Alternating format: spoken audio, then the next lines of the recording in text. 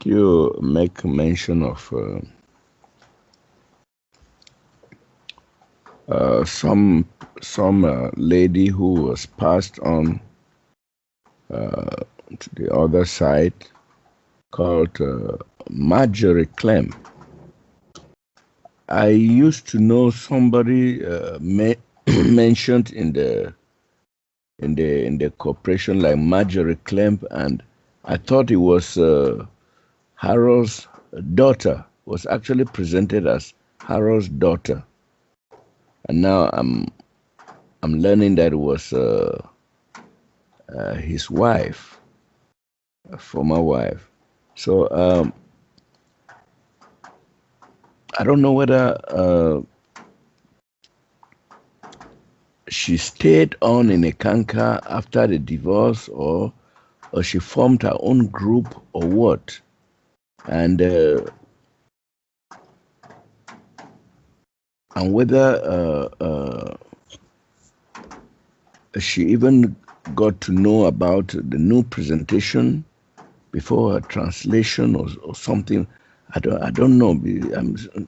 My ideas are very shady about her.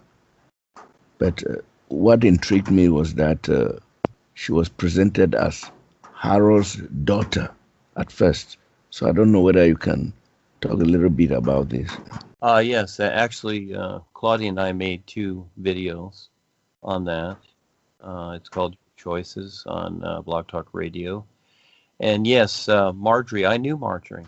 I knew Harold and Marjorie when they lived in Costa Mesa here. When Patty Simpson had done the first center down there in Laguna Beach. Harold used to come in once in a while. Yes, that was Harold's former wife, but at a certain point, because Joni came in, a deal was made between Joni, Harold, and Marjorie.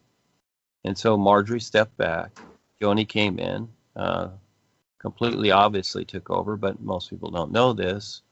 And no, Marjorie stayed in the corporation, and you should listen to the, I'll just say this, just listen to the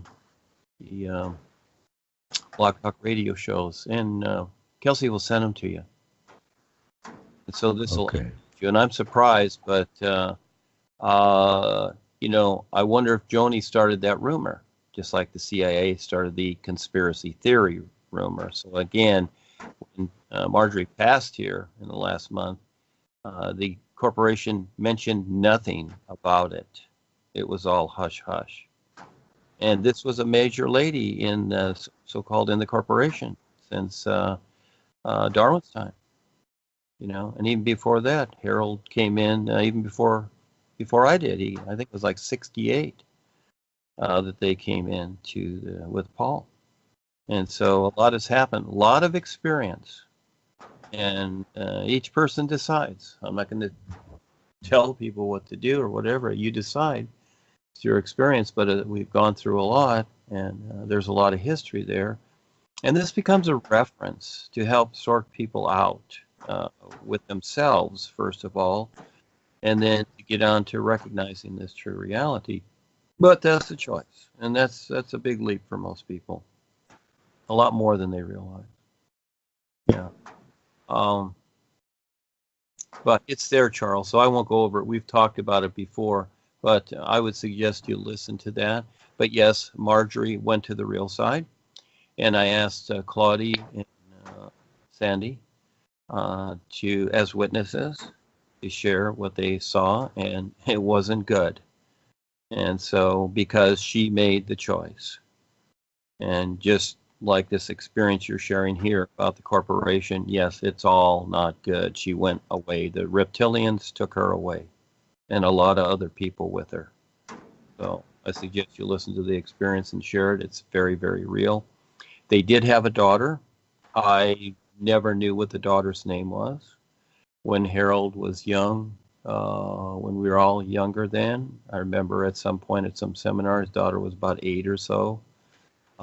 It might have been around the time they did separate. I'm not sure, but they did have a daughter together. But I've never seen a picture of her or heard her, who she is or whatever, where she is. I guess Harold's got a brother. I really didn't look into any of this. So it's whatever. But it's, everything shows up accordingly because of the choices people make. Now, people can make better choices. And Bob, one of the experiences he shared, Sandy's husband, when they went to the seminar and did their little spy adventure, Harold came to him the first night and on the real side said, what are you doing here? And Bob tried to explain certain things that made sense with what we're presenting, and Harold shook his head back and forth. No, I don't want anything to do with that. No, not at all. Because Harold loves Joni and his control. So, there's a lot going on. And again, Kelsey will share some of the Skypes, and you share them with others because it's very, very important. Because the world, again, this fella that you share this experience with, it's all voodoo. It's all just voodoo, what they're doing, and the corporation, everything with the reptilians, and it's getting worse. And so we're trying to warn people, but can't decide for them. But listen to those talks, Charles. It'll give you the information. It's kind of interesting. So again, where does what point to? So it makes sense to take the time to recognize the isness, because creation is the particular. And where is it that you're safe in creation? Well, actually nowhere. There is nowhere to be safe. The heavens of man and all that and the beauty and whatever, yeah, it's fine. But it's not real and it's not alive. And so again, we are the real opportunity. Yeah, go ahead. Okay, Duane, another experience, real sad experience from a Congolese nufriend. On the real side, he was in the midst of many people who wanted to do him some harm. They were evil people. So he sought refuge in the new song by singing it out loud, and immediately there were lightning bolts. The evil guys became so weak from the volts of energy that they couldn't even walk. Couldn't walk any longer. Then he heard a voice call the name Zadok. I remember hearing Duane say that Jesus was a student of the real guides who floundered and was trapped on the lower levels of life. And I also read that Zadok was the master at the time Jesus began his mission. And when at the height of his troubles, he cried out, you read the song where he said, my master Zadok and the spirits of Helios, why have you forsaken me? And though this was later twisted to read, my God, why has that forsaken me? So, the protection got from the real side upon singing the new song is self-evident in the aforementioned real side experience. But what do you say about the name Zadok that is said to be one of the real guides? I'm not sure if he is or not, on the real side, but here I don't know, etc. So couldn't give you that information. So you could test that out and see, but this is what the individual was told, that this is who's spoken or whatever in his experience. Sorry? In other words, you were saying this fellow's experience. Yeah, he had this name, Zadok. Okay. Mm-hmm. What was the idea? What was his reference to it? That it was Jesus' teaching? So he thought it was the name of a real guide. Okay.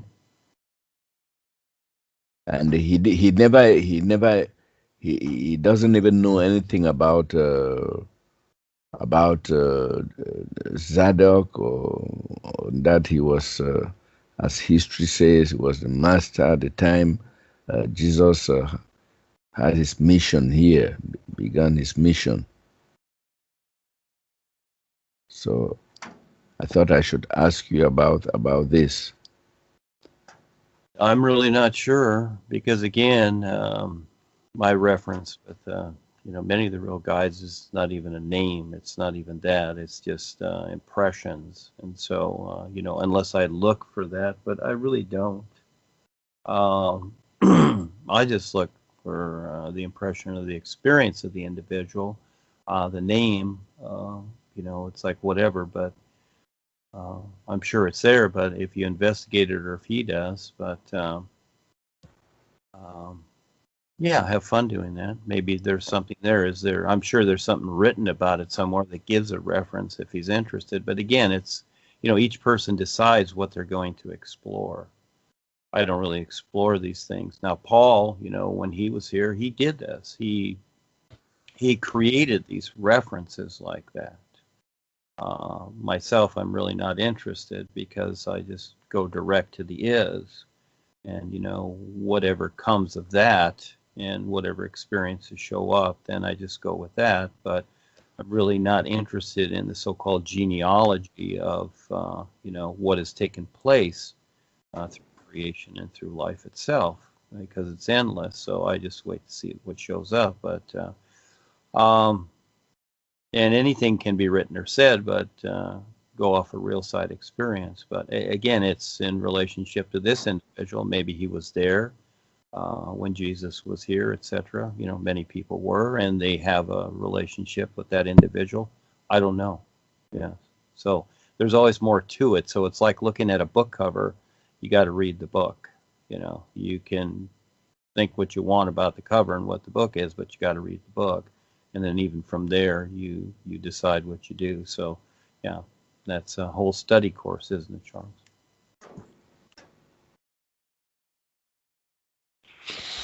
Yeah. Okay. Yeah, Duane, I see a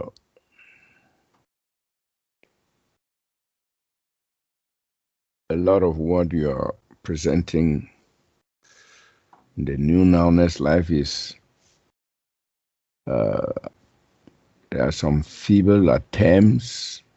I don't know whether they are feeble attempts by the spiritual masters to catch up with what you're saying and trying to incorporate your message in their teachings. I remember I asked you at one time whether one can fake you or fake what you're saying or successfully copy your speech, your writing. But at the same time, I realized that you cannot approach the source from which the position from which you operate. And I realized too that no matter how well one is educated, it's impossible to talk from the position you're talking from. To be open to the source of the information, the perceptions that you have.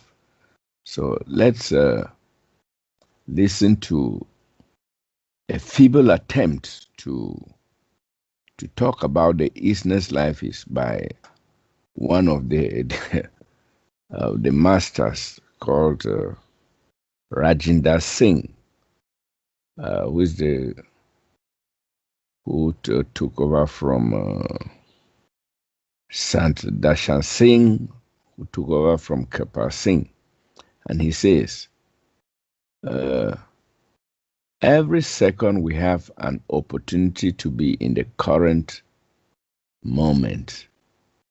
If instead we fill it with thoughts of the past or future, the current moment is wasted and is gone forever.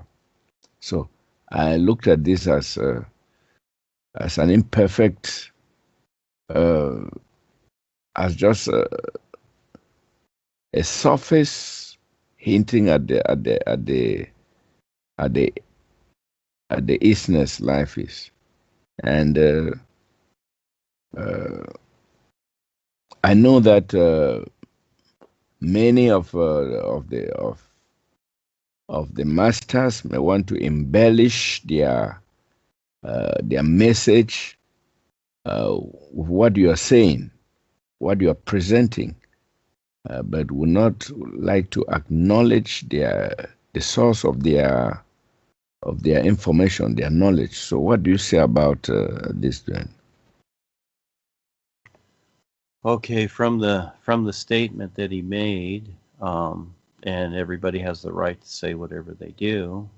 It can be so, and it's also not so. There's also two sides to everything. It's how you see it. But overall, look at what this individual is presenting. Is he, what I look at is that if I have to hear somebody say something or whatever, I don't look. But if I do, I just simply look at overall, like Eckhart Tolle. He talks about now, and he's very well versed in now. At the same time, he refers to spiritual things and gods and spirit and whatever. So again, there's his source. Yes, all life is now. Okay, that's a given. And so people can, beat the drum about that, but the recognition of the isness life is that becomes a particular. That's its own reality, and this is where the real side is the real evidence, not just what people think here, while they're going through the process of learning to recognize that becomes different. So as people create ideas, they actually help confuse others. And this is the world today because they don't have a real reference. They don't have the isness. They don't recognize it.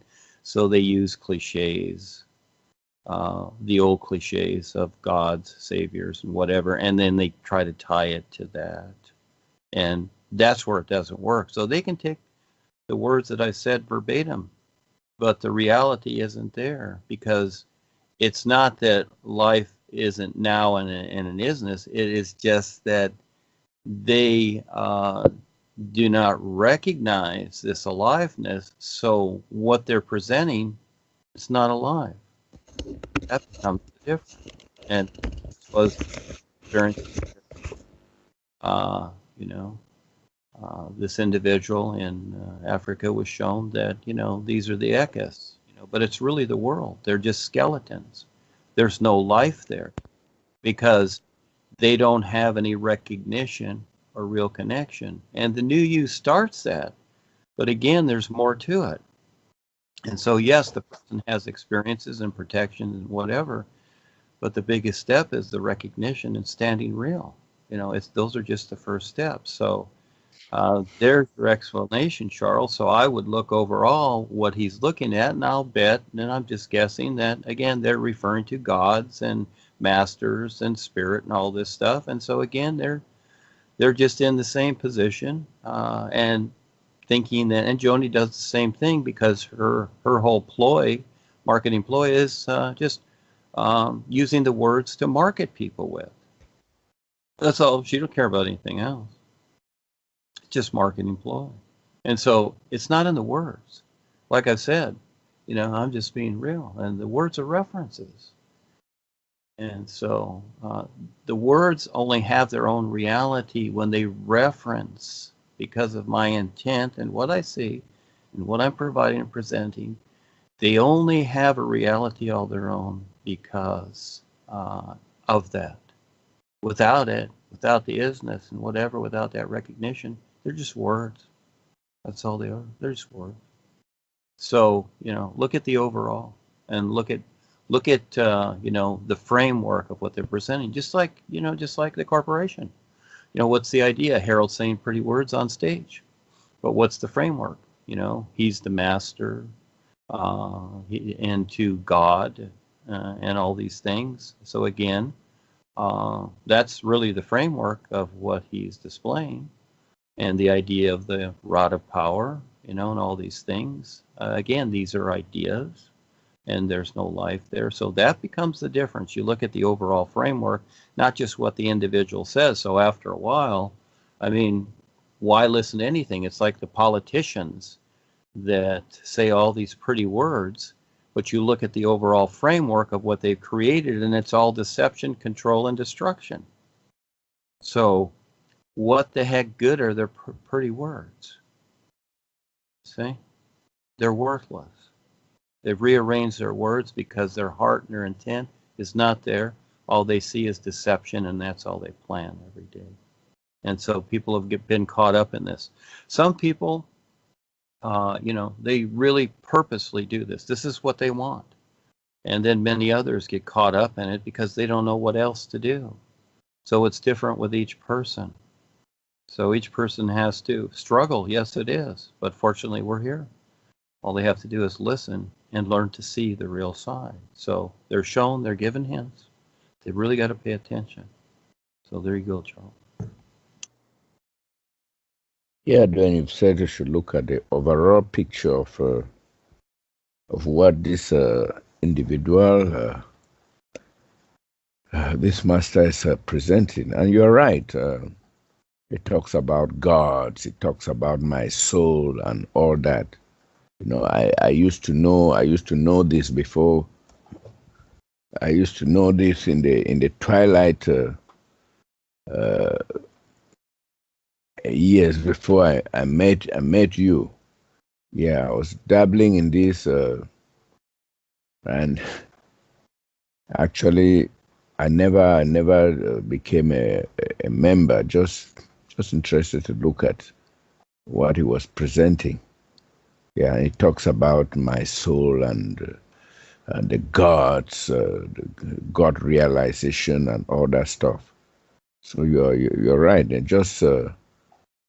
just words and a marketing ploy, just to captivate the public and to keep them glued on the same spot and have a following.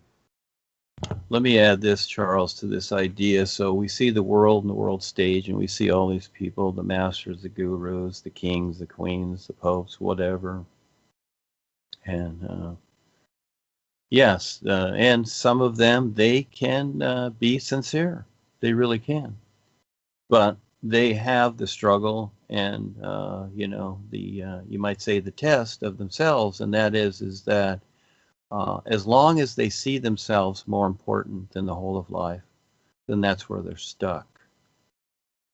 Because they put themselves first as somebody that's official or more important or this or that, you see? That becomes the difference. And they can be sincere, but they will struggle because they've created that personal self, and it becomes a barrier. Yeah. Back in the days, the past, and I think you even participated in this. They were come-togethers, and these get-togethers were regarded as a kind of bulwark against any negative forces which may be gripping the student. And in the days it was called the satsang, where those who attended were supposedly refined and uplifted in the presence of others. In the new nowness, we're not concerned about that. We're mostly a web-based study. I don't know, a group with little physical contact. And you yourself, you taught classes, and you uplifted so many people. You have uplifted so many people in your journey to the East through your teachings. Do you think the absence of get-togethers is a plus or a minus in the new nowness?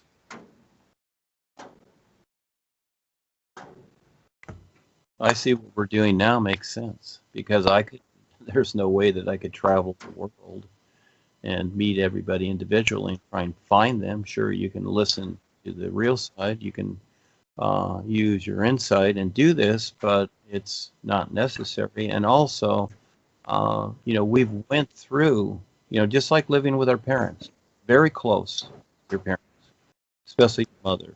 Mother and the children are very close. And that kind of stays like that, even if there's a distance. And it gets to be funny after a while. But I see that from what I did, and I was out there in the public, and even after that for a short while, up till about 2000. Well, still I am, but not like I was, up to about 2006. So 36 years since 1970 out in the public and face to face with people, talking to people, etc. And so I like how it is now. And so I just, you might say, I kind of hide because it becomes this personal part. Again, people when they go to the seminar, they look for Harold.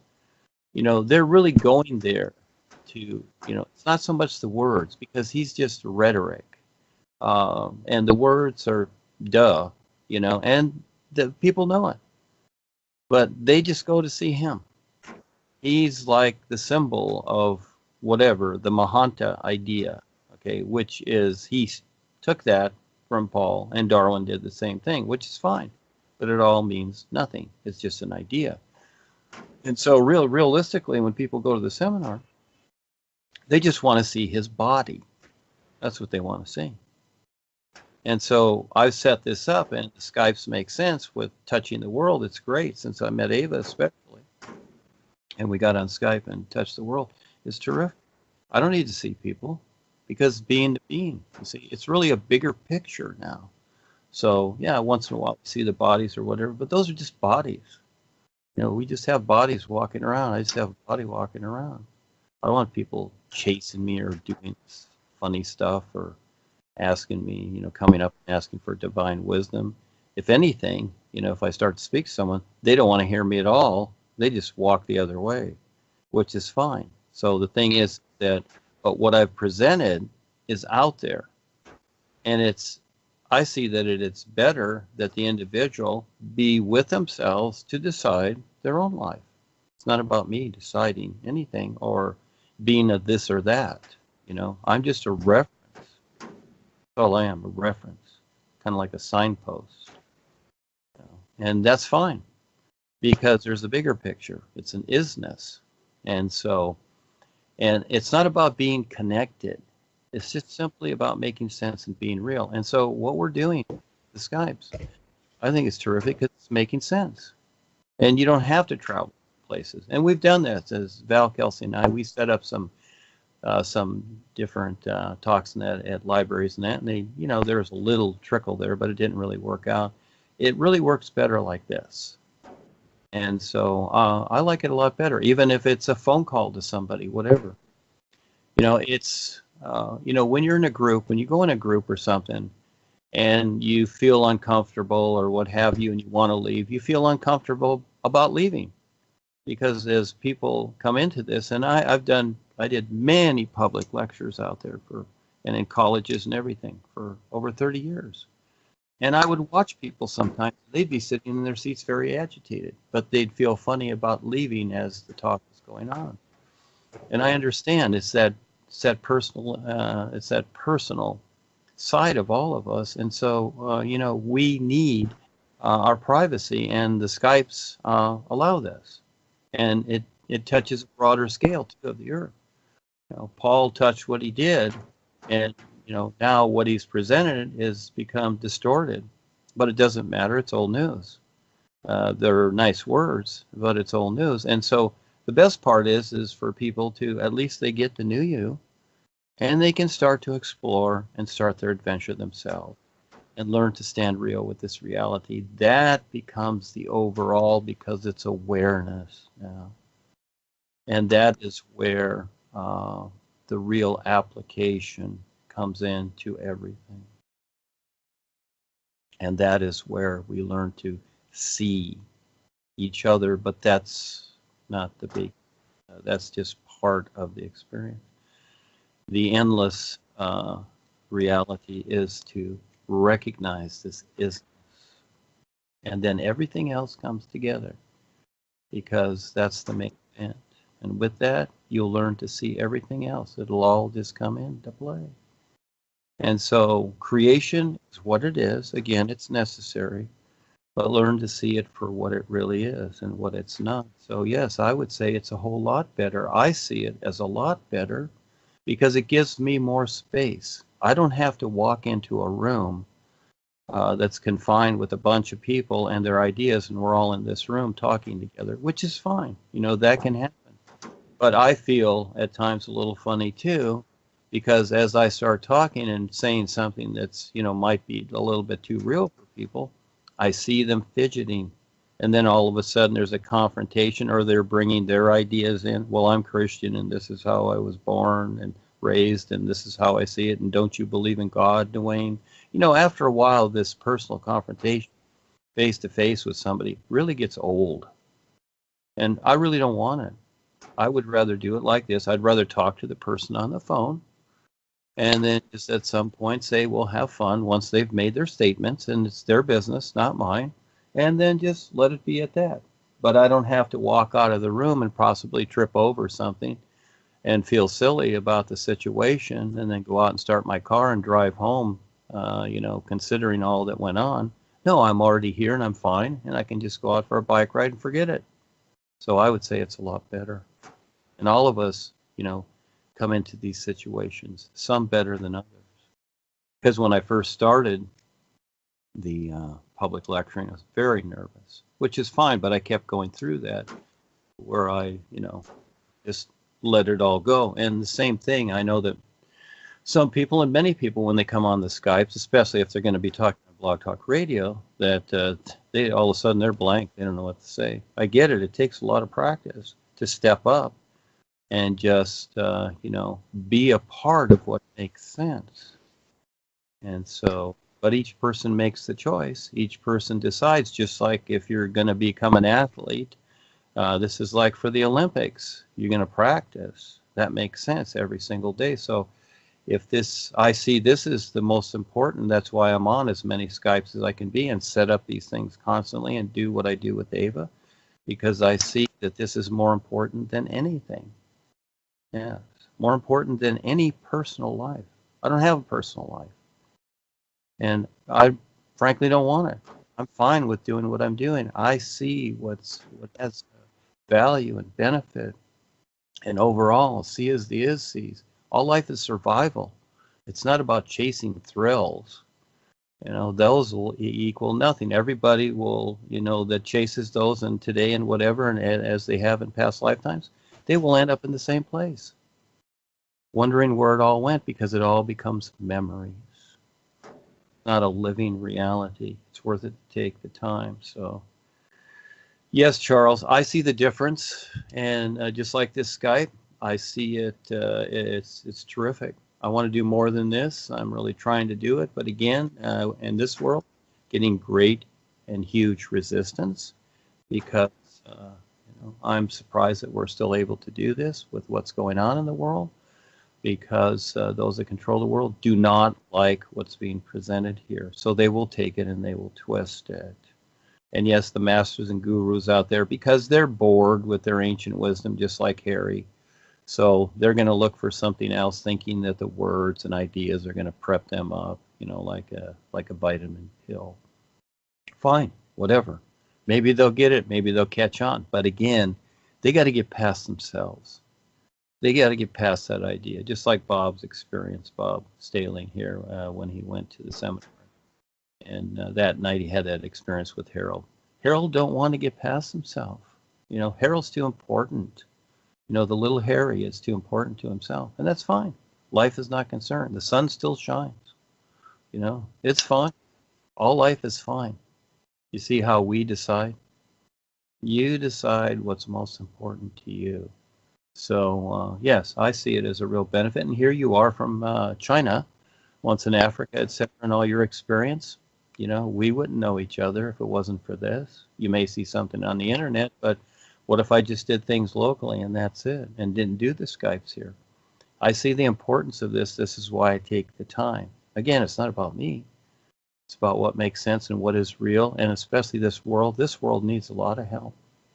And so I can't save the world. Nobody can.